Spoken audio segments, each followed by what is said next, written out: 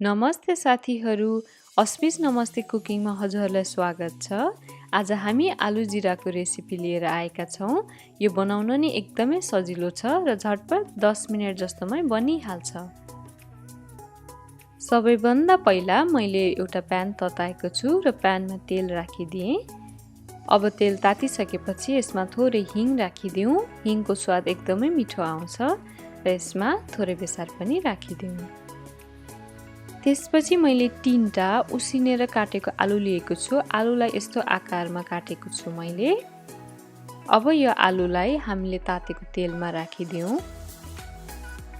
आलुलाई हामीले तेलमा 10 मिनेट जस्तो चलाउँदै फ्राई गर्नुपर्छ। यसलाई क्रिस्पी बनाउनको लागि यसको प्रत्येक साइड रातो हुनुपर्छ।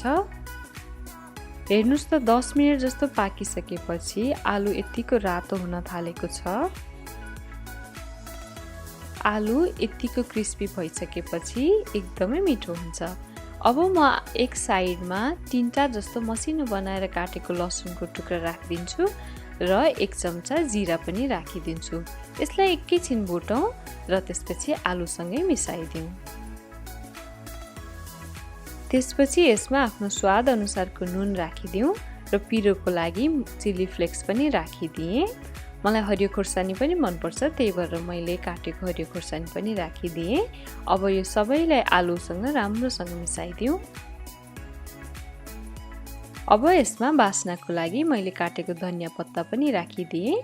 यसलाई पनि आलुसँग मिसाइदिउँ र 10 देखि 15 मिनेटमै आलु जिरा पाकेर तयार हुन्छ।